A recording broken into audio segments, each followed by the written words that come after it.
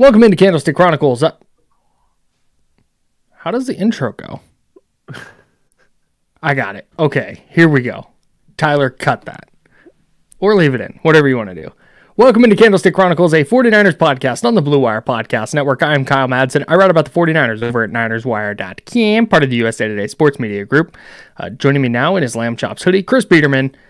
And, man, I don't know if the full intro is going to play or not. I don't know how this is going to get cut up on the audio side, but I forgot the intro to the show. It's a tough start for me. It happens to the best of us. It's like I lived in an apartment in Arizona, not to brag, and there was like a code to get into the gate, right? I lived in a gated community. And I realized one day when I pulled up that I didn't know the number. I just kind of knew the pattern that my finger went in. And when I started thinking about it, I did not know how to get into my apartment after living there for 2 years. Yeah, it happens for me Weird. from time to time, particularly with spelling words. Mm. That like I don't. Good thing I you're don't not a writer. Yeah, good thing I'm not a writer who relies on words for my living. But it definitely happens. I think the most embarrassing thing that's ever happened to me to that end was it was the NFC Championship game in 2019. And Nick Bosa is having a press conference, and there are probably 40 or 50 people just in the room. And I start my question, and then right in the middle of it, I'm like, I completely forgot what my question was. I'm gonna give up the floor to somebody else who has the next question. Oh. And Nick Bosa just kind of laughed and then said, "Okay, fair enough." And all I could do was just be honest in that moment. Like, Right. I completely forgot what my question was. I'm not even gonna try to do this.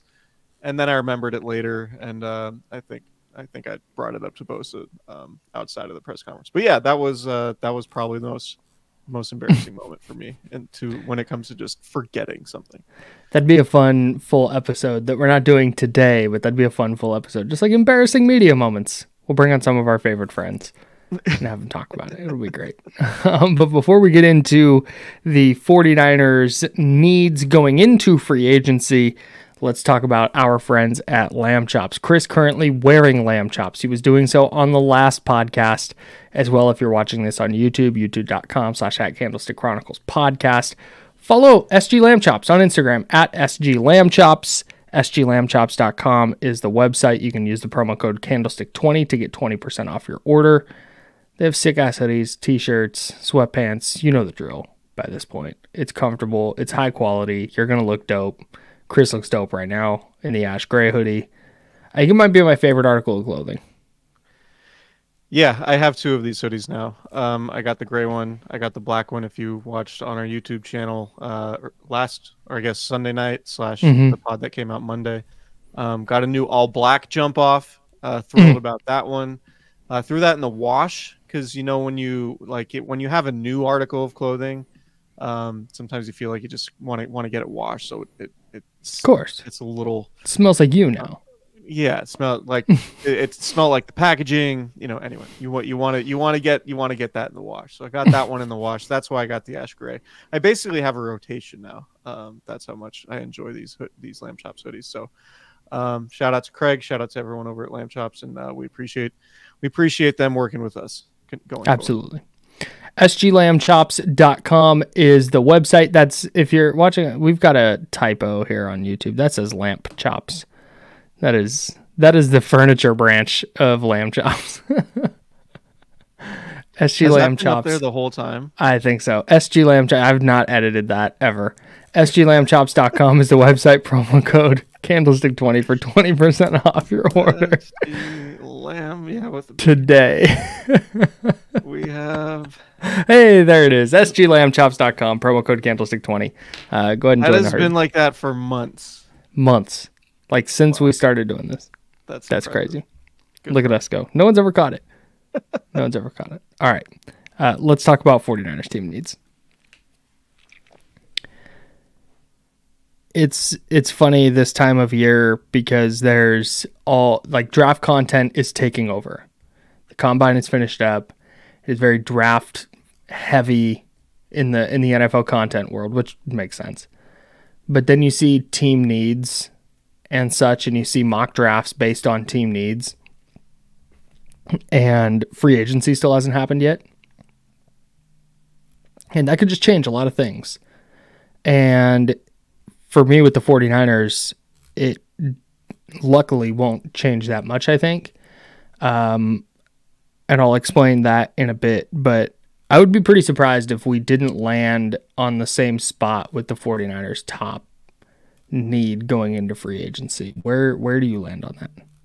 Yeah, I mean, I think this time of year is a little bit unique from the standpoint of looking at, because I think there's a very large gap between how NFL teams view this time of year and how fans view this time of year. Mm-hmm. And that's not to say like fans don't know anything, like blah blah blah. Like I think we can get in the habit of maybe doing that a little bit too much, Mm-hmm. because like there's just such a chasm in terms of the way NFL teams think, and it's why you see so many like big name players get released this time of year, right? Like there's a lot of like oh, that guy's a good player, like now he's available, like we should just go get him. It's like things change and guys age very quickly, and the guy who signed for a big contract 2 or 3 years ago is not the same player he was now. That's like why he's on the street. Or you're paying for, in the NFL more than any other sport really,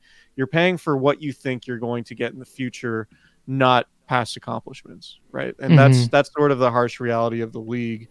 It's not like baseball. I know the Giants operate this way, like, oh, you helped us win World Series, we'll cash you out for the next few years, because that's just, you know, there's equity with the fans and all of that you really have to worry about. In the NFL, it's much more cutthroat, and it's much more what have you not what have you done for me lately, but what are you going to do for me this next season.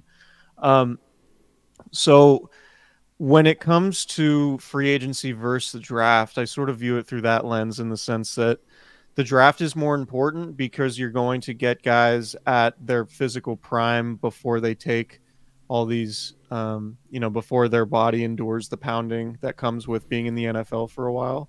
Mm-hmm. So I sort of look at free agency as a way to like plug holes, and the draft is really how you build out your roster. Mm-hmm. Right. So like if you have like a ready-made team that's, ready to contend, and you just like, oh, we could use like a veteran here or a veteran there, like that makes sense. But in terms of like, all right, we're going to try to build this out and have the best roster we possibly can over the next 3-4 years.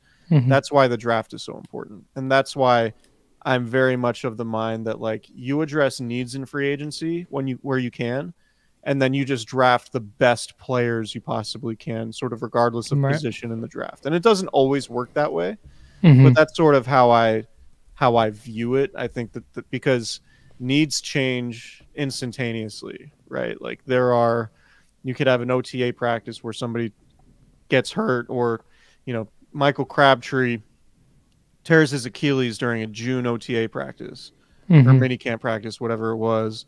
All of a sudden you go from, oh, we're set at receiver, to damn, Niners might need a receiver. Right.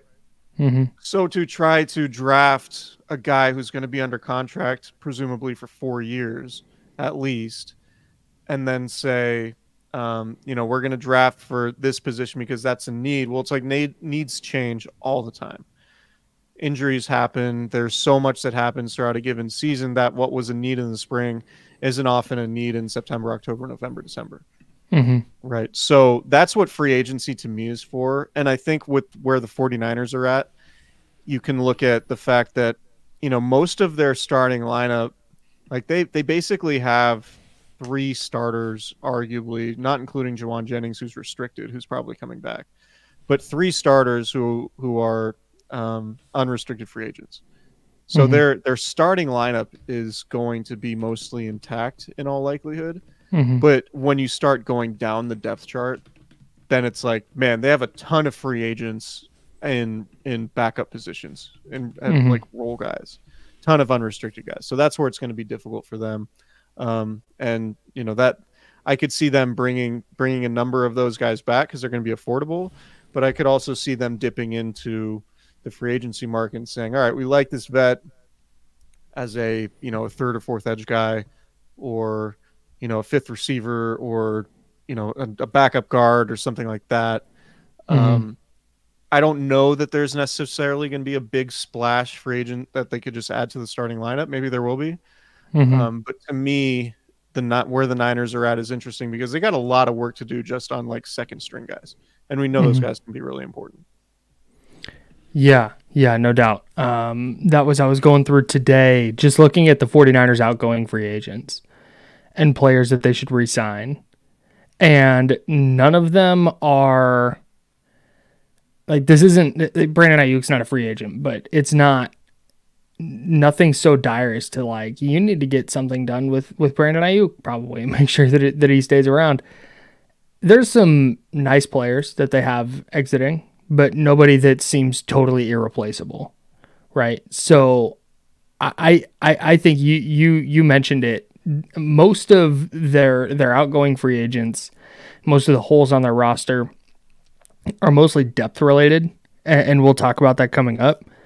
But to me, okay, they'll have all 5 of their week 1 starting offensive linemen coming back, but that's a spot where they need, I think, probably at least 1, maybe 2 starters, and then some depth on top of it. And maybe adding starters pushes a couple of guys down the depth chart, and our depth all of a sudden looks a little better. But that, to me, going into this offseason, whether it's free agency, whether it's bringing back John Feliciano and making him your starting right guard, because he played pretty well last year and has all 3 interior spot versatility. If you make him your starting right guard and then draft a tackle, I haven't dove super deep into the tackle class, but from what I understand, it's a loaded group.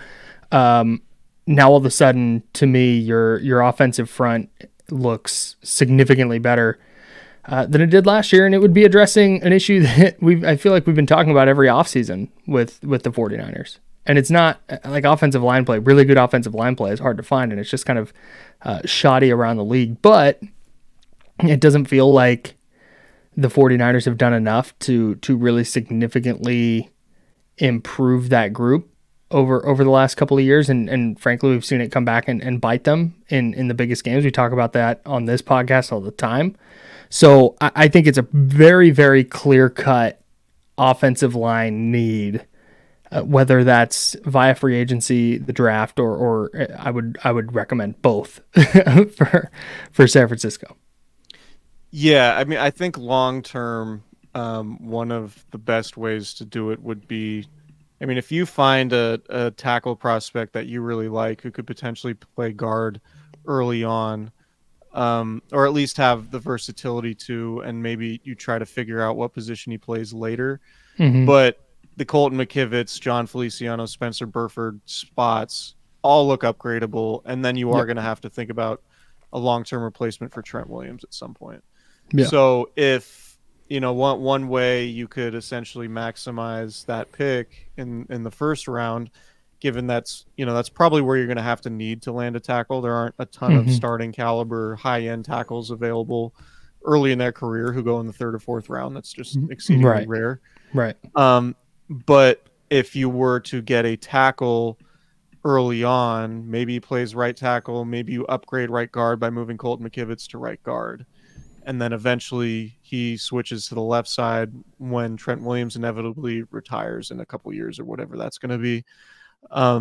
You're sort of maximizing the value with that pick because of the multiple positions he impacts, right? Instead of drafting a guy who only impacts one spot. I mean, there is a little bit more value in that, right? Like, this isn't a kicker discussion, but when you draft a kicker, he's playing kicker. That's it, right? When you draft typically, yes. When you draft an edge rusher who is only good at pass rushing from the edge, is not going to hold up in the run game particularly well, and is not going to not going to rush from the inside at all, that guy's less valuable to you than somebody who can play multiple spots. So if you have a tackle who you like at right tackle, allows you to upgrade at guard, and then potentially switches to replace Trent Williams, there's immense value in that for sure. Dane Bergler in The Athletic posted a mock draft. We're recording this Tuesday, March 5th. He posted a mock draft this morning in The Athletic that had Jordan Morgan, the offensive tackle from Arizona, going to the 49ers. And he more or less wrote, Brugler did, that Morgan played left tackle at Arizona, but he could also play guard, and he could also play right tackle, and then he's good enough to flip to left tackle once Trent Williams retires. It's like, then if that's what Jordan Morgan is as a player, I have done zero to. I've not watched him at all, so I'm gonna believe Dane Brugler here. If Dane Brugler's analysis is correct of Jordan Morgan, and he falls to 31, just to your point, that's the kind of player that I think you have to go get, because now you get that versatility with tackle and guard that changes up what you can do with Feliciano if you're re-signing him, and Burford and McKivitz, and you're giving them a chance to develop and figuring out just really who your best 5 offensive linemen are. And then you get the added bonus of, let's say Morgan works out. Let's say he's the right tackle and he's just crushing it. And Trent Williams retires in, when's his contract up? 3 years? You got 3 years left? Say he retires in just 3 years, let's call it. And Morgan can credibly switch over to the left side, and you didn't have to spend premium draft capital to go find Trent Williams' replacement. That would be a huge deal. But that's way in the future. But I completely agree with you. That's the kind of prospect to me they have to go get. It can't be oh yeah, this guy's a project. Like, look at how well he moves. You got hand placement's terrible and he can't pass block for shit, but boy is he big and fast. Like, that can't be the kind of player they go get. Yeah. And you have, Matt Pryor's a free agent. You could certainly upgrade Jalen Moore, right? Spencer Burford. I don't know how great they feel about him, given they were rotating him.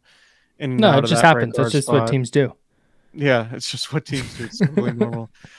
John Feliciano, I think, would make sense to bring back. But yeah, ideally, you would upgrade the offensive line because, not only what you have to deal with when you play the Chiefs and Chris Jones, who's presumably going to be back there, right?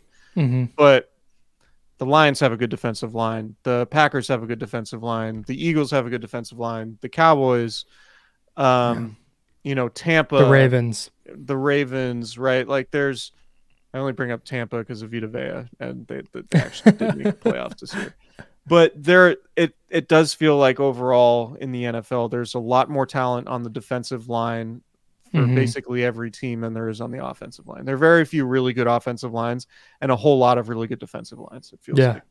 Totally. So I don't know how easy it would be to make substantial upgrades along the offensive line, but I think it makes sense. I do want to talk about the defensive front for the Niners, particularly in this conversation, because you have Chase Young, obviously free agent and more or less a starter. If he's not starting, he's in a prominent role.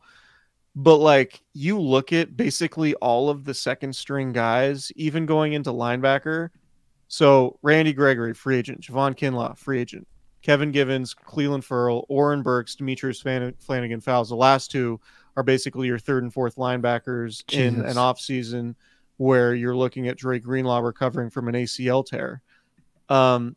So I think, ostensibly it makes sense to bring back Oren Burks and Demetrius Flanagan-Fowles at the right number. But along the defensive line, it could be a scenario, and it was pretty similar last offseason, but it could be a scenario where you have an entirely new group of defensive linemen backing up your presumptive starters.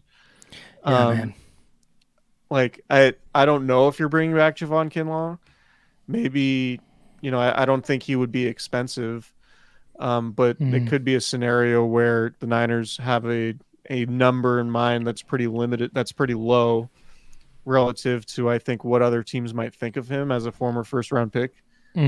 Other teams might say, oh, we really liked him leading into the draft. We still believe in the talent, and they're willing to offer more than the 49ers would. And if you're the Niners and you're already giving premium money to Eric Armstead and Javon Hargrave. Yeah, he's gone.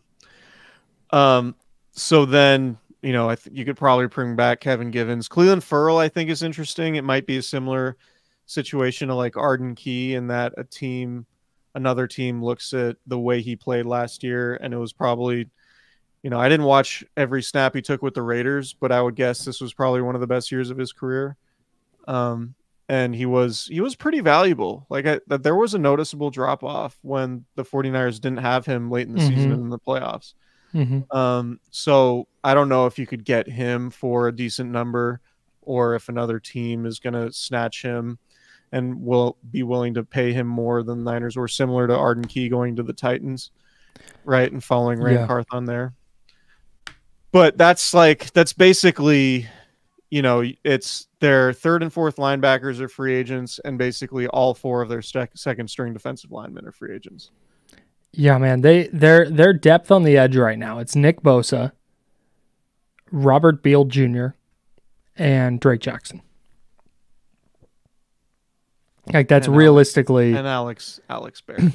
Oh, of course. Yeah, how could I forget Alex Barrett? Goes without saying. Just 49ers legend at this point. He's going to get on the 10-year wall via the practice squad.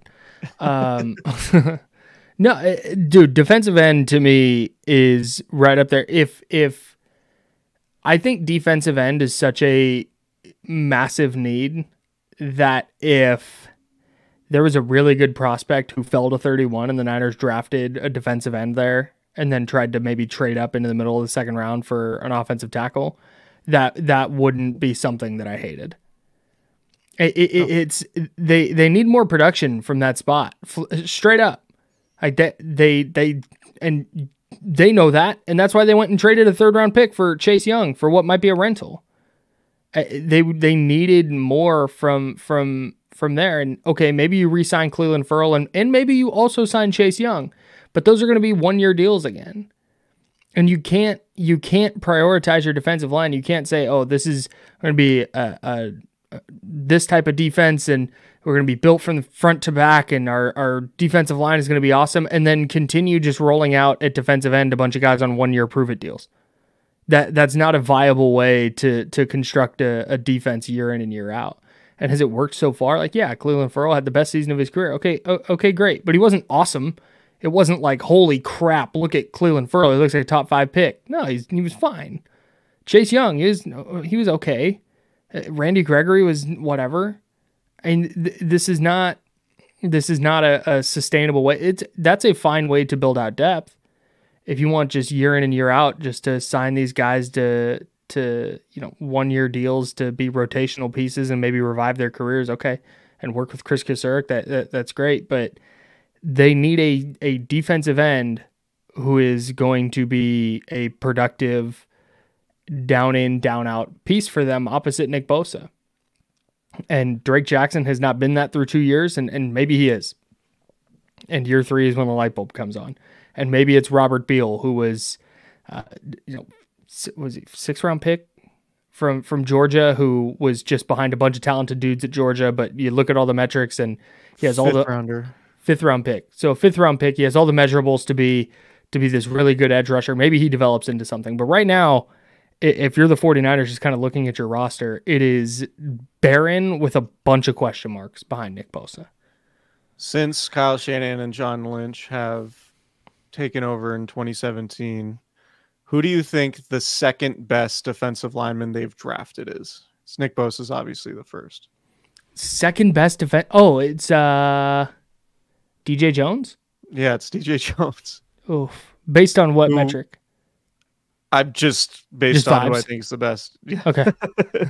I mean, and that was all the way back in 2017. They haven't drafted a productive defensive lineman outside of Bosa. Mm-mm. And Bosa was about as can't miss of a prospect as you could possibly find. Yeah. So while they've had a lot of success finding really good players in later rounds, Fred Warner, George Kittle, Drake Greenlaw, Talanoa Hufanga, Diamador Lenore, none of those dudes have played defensive line. Mm-hmm. And the 1st-round pick that they've most recently used on defensive line, Javon Kinlaw, is not somebody who seems like he is going to be back. Right. So I don't know if it's been a blind spot necessarily, but you just go through the recent history, and maybe Khalil Davis will be good, but all eyes will be on him next year. No, absolutely. They don't have anyone they could really hang their hat on outside of Nick Bosa in terms of draft picks that they've invested in the offensive line or No, defensive line. I And agree. I will say, like, it does kind of feel like the ship has sailed on Drake Jackson. I do think he's a super talented player and he has an opportunity to help them next year. I wouldn't count on it. I don't think Drake Jackson should preclude you from making an addition to your defensive line group. But yeah, I think the consensus is kind of like, yeah, Drake Jackson is not it. And maybe he's not, but I think he's also been hurt. And I'm not punting on Drake Jackson just yet, I guess is my point. Yeah, no, it's not about punting on Drake Jackson necessarily. It's just, and I don't want to have a big conversation on Drake Jackson, but it's not punting on him. It's just, I think it would be a mistake if the 49ers went into 2024 with Drake Jackson slotted in as a starting defensive end with a couple of rando 1-year deal guys behind him. I agree. I think in that case, you're probably making another midseason trade for a defensive end. I would bet, and this isn't a free agency conversation, but I would bet they draft heavy on the defensive line in this class. Yeah, I'd be like if they took three defensive linemen in the first 4 rounds, would that surprise you? 3 in the first 4? How many picks do they have? 6? 1, no, they have like 2, 9 or 10. 4, 6. No, in the first 4 rounds. Oh, in the first 4 rounds, yeah. Is that what you said? The first 4 rounds? Yeah. 3 of the first 4? Yeah, because that would be half of their. Yeah, they have 6 picks. No, they're scheduled to have 6. So that would make sense to me. That wouldn't surprise me at all. Do you think overall, and this is not a free agency question again, but do you think the 49ers should be of the mind of trade up and get your guy or get as many picks as possible in this class?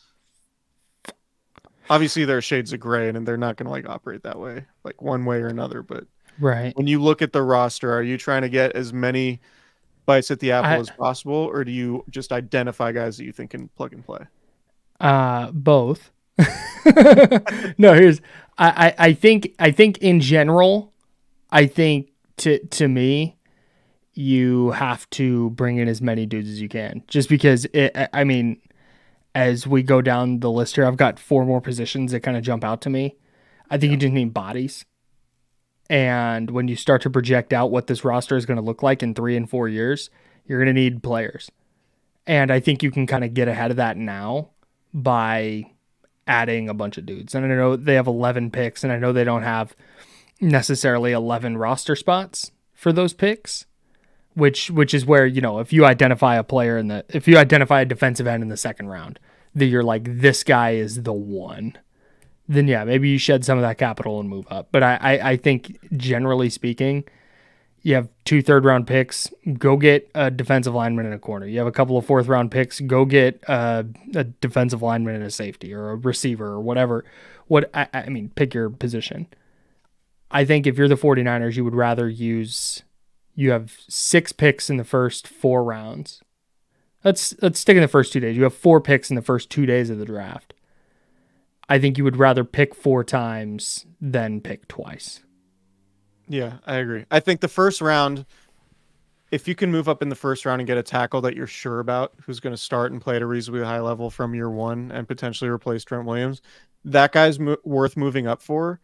But I think overall, given what, the general lack of successes they've had from recent draft classes, and you look at, 2022 has not been a particularly good draft class for them.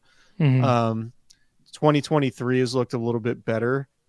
But given all the free agents that they have sort of filling out those depth spots, I'm of the mind, trade up, get your tackle in round 1, and then just get as many picks, as many throws at the dartboard as you can. Because, we've seen them hit on some of these mid-round guys, and we've also seen them trade up for guys that they like, and it just hasn't worked.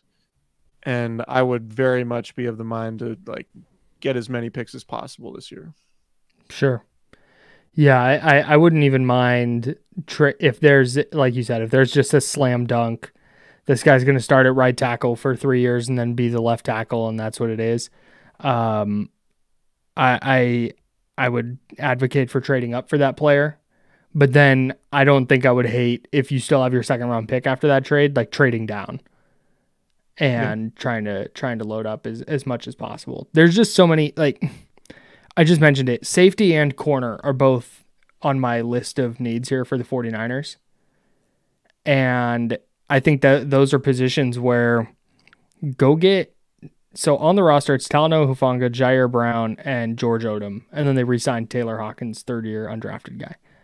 But it's Hufanga coming off an ACL, Jair Brown, who, acquitted himself fairly well as a rookie, but is still a question mark as a full-time starter and impact player. And then George Odom is a pretty much special teams only guy. I think you can add 2 safeties in the draft and feel good about it. I think you can add 3 corners in the draft and feel good about it. Like, I wouldn't hate that at all. And if you wind up cutting one of them, then so be it. But if you find one who can start for you for the next 4 years for cheap, that is well worth the quote unquote wasted pick to me. Yeah, I mean, a free agent I mentioned to you guys in the group chat today who happened to be a guy I predicted that the Niners would draft in the first round. I forget what year that was. Was it the Kinlaw year? He's 4 year, 2020. Anyway, they pick his 5th-year option. Xavier McKinney, safety, got drafted by the Giants, I believe, early in the second round. I do know. Oh, he went second round. Oh, yeah, I do know the 49ers liked him a lot coming out of the draft, and I think he's got some versatility. And he's one of those. I think you could get him because he is a safety. I don't think he's going to cost a ton of money, and I think you could get him knowing that he could start at either safety spot from the jump and play at a pretty high level. So that's just a name that I think makes sense. And then, you could play him and Jair Brown together, and then whenever Talanoa Hufanga is ready, maybe it's as early as training camp, maybe it's later in the season, but you can work him back into the fold. It'll be interesting to see like what type of investment they make in safety, because I think that will basically tell you where they're at with Hufanga in terms of when they think he's going to be back. Yeah. Right. Yeah. Go ahead. If they sign a safety or even bring back Gibson, which I think, I think the listeners to this podcast know how I feel about Gibson and the 49ers' reliance on him and basically choosing him over Jimmy Ward, I think was wild. If he retires, though, they have Logan Ryan ready to slide into that old man safety role. In nickel corner. Just versatile as hell. But I think if they do make an investment in a safety and free agency, I think that tells you they're not entirely sure about Hufanga being ready to start, week 1 coming off the ACL. Mm-hmm. So, and we see guys come back from ACLs quicker and quicker these days. So maybe he will be, and that won't be an issue for them. But it'll be interesting to see. And the ACL injury might throw a wrench into this a little bit. But, in fact, you know what? Never mind. I punt my point because Talanoa Hufanga is heading into the final year of his deal. I was going to say if they drafted a safety early, it would let you know about whether they were going to trade Talanoa Hufanga or not. But on the other hand, if they draft a safety relatively early, they'll let you know either A, how they feel about Jair Brown, or B, how they feel about re-signing Hufanga. So that's where that lands. And then I think they like Hufanga. I think they were probably as surprised as the rest of us that he was an All-Pro last year. Yeah, probably. I would assume so. But on the other hand, what kind of what kind of money is he going to command is going to be an issue, regardless of what the 49ers think about him. They're going to have a finite amount of room to pay guys at the top of the market.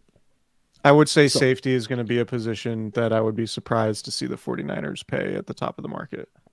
Yep, same. Especially since they wouldn't pay Jimmy Ward. Which is near the bottom of the market. Yep. And then cornerback as well. Like I think it was John Lynch who said this at the combine. You can never have too many corners. And the Niners, it's Trevarius Ward who's coming off a career year. I think Diamador Lenore is a viable starter in the slot or outside, and that's a great piece to have. But then after that, man, it is like, what is Samuel Womack's role moving forward? There's been a lot of Darrell Luter hype this offseason, which is a thing that's happening, I guess. And then Ambry Thomas, who knows what role he's going to hold down, but those are all three just huge question marks. It's such a vital spot in the modern NFL. I think you have to go get. I don't think you necessarily need to sign a corner in free agency unless you can get somebody in the bargain bin who you think can start for you for a year or two. But I just don't think you can ever. I think cornerback should be on every team's list of needs every year. I would agree, particularly like we talked about how many good defensive lines there are in the league. Mm-hmm. I mean, receiver might be the deepest position in the NFL, full stop. Yep. Like, it feels like every team has like at least one, like, damn, that guy's a baller receiver. And if I mean, I know that the Niners want to be built front to back where it's their defensive line getting home and making life easier on their secondary. But man, maybe it needs to be reversed given what we saw last year. Maybe they're in a spot where better coverage would help that defensive line be a little bit more productive. We've seen both versions of it, right? Like Totally. 2018, we saw them not having any punch in the pass rush. Mm-hmm. And after the 2018 draft, Kyle Shanahan telling us they didn't draft any defensive ends because it's tough to beat out Cassius Marsh. One of my favorite all-time Kyle Shanahan quotes. We use that a lot. And then they end up drafting Nick Bosa. Obviously, they sort of fall into the second pick and then trade for D Ford, acknowledging that, like, okay, we need to boost the pass rush. Mm-hmm. And then in 2021, they draft Diamador Lenore and Ambry Thomas, acknowledging that they need corners, but they go into the season with Josh Norman. Drake Kirkpatrick ends up getting playing time, right? The corner situation was more or less a disaster. Mm-hmm. So we've seen them like deal with bad situations at both positions. And I think I struggle with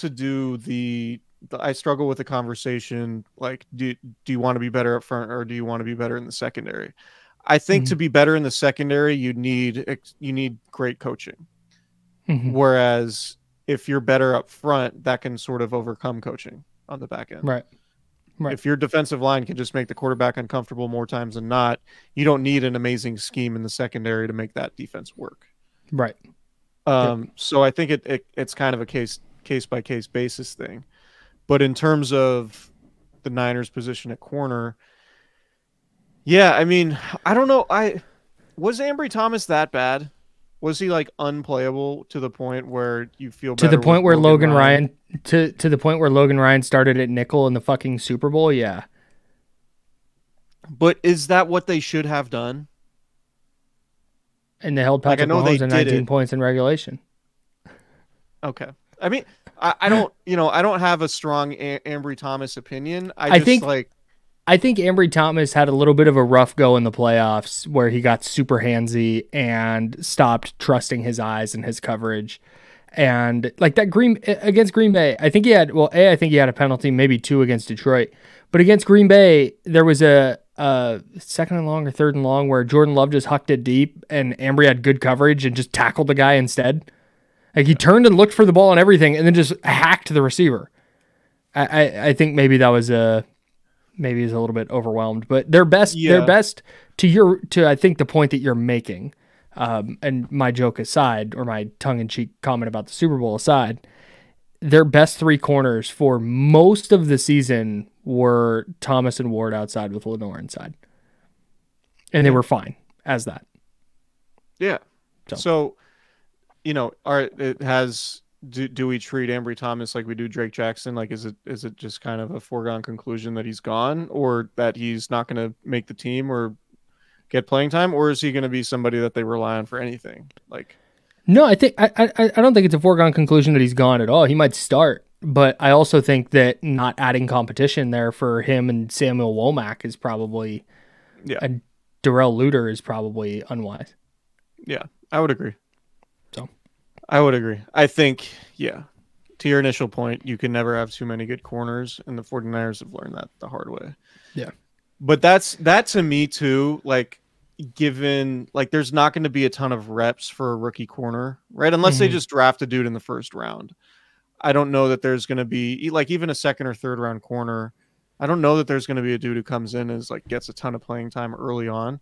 To me, when I look at corner, I think that's probably a spot they're more likely to fill with a free agent. Interesting. Than somebody like, if you're trying to upgrade, like an Isaiah Oliver type. He's available, actually. Now that you mention it, sure is. But I think it's a position that's so reliant on confidence. And that's probably Ambry Thomas's issue, right? It's like when he loses confidence, no doubt. He's just not nearly as good of a player. Yeah. But they have a lot. They have a lot of tape they can show him of like, hey, look, here's you playing really well. Right, which is kind of why I'm like, is it? I kind of go back and forth. Like, is it a super huge need because you've seen Ambry Thomas play well for spurts, or is it a need because you just don't trust him to play well consistently? The bigger thing, it's fourth on my list. I prioritize this list. It's fourth on my list because I don't even think they necessarily need like, oh my God, hit the panic button. They need to go find a starter, go pay a guy now. It's more, I think they need better depth at worst.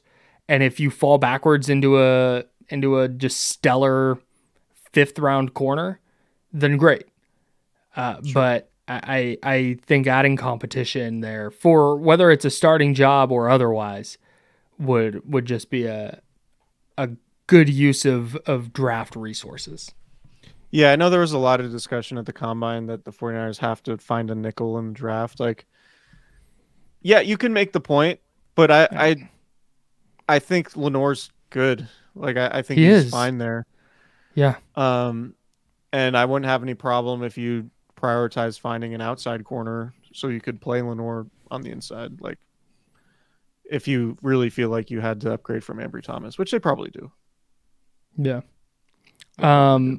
My last two, like I'm looking real quick. I'm looking at what Seattle did with Tariq Woolen.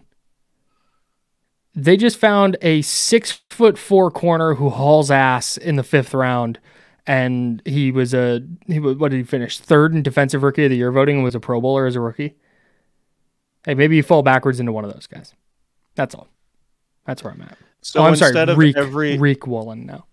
Instead of every corner who's taller than 6'2" with longer than 31-inch arms, instead of him getting asked about being compared to Richard Sherman, the new guy's going to be Tariq Woolen. Yeah, for sure.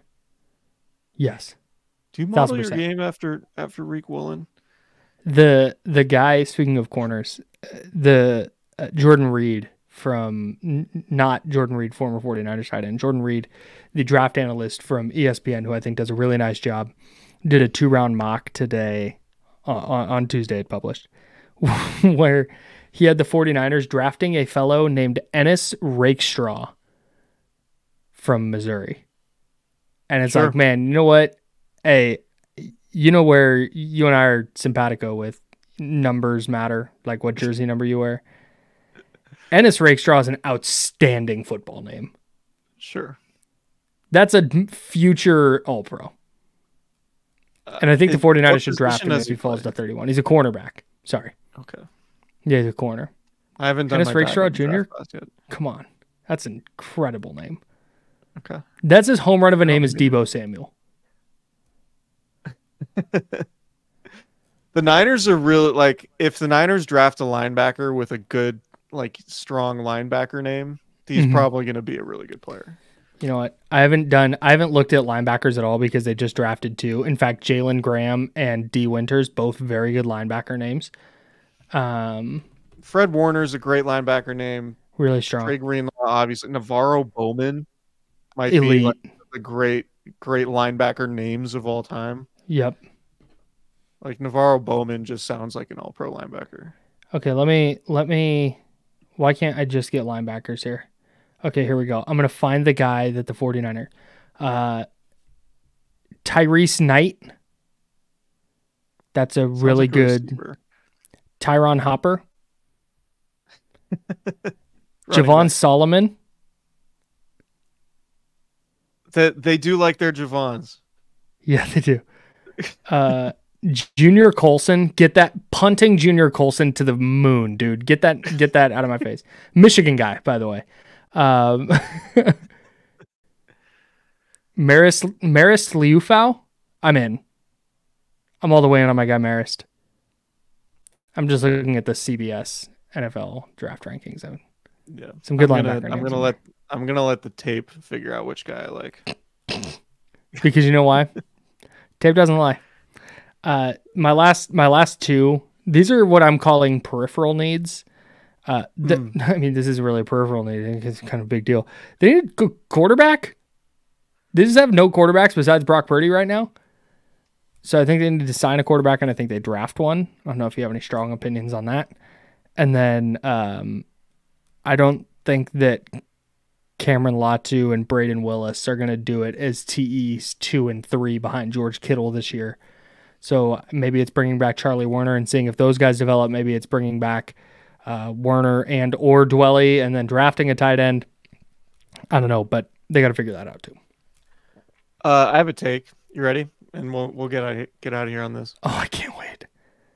Charlie Werner, pretty underrated. Dude, good little player. Yes, thank you. For a backup blocking tight end, Charlie Werner, pretty good. You could do so much worse.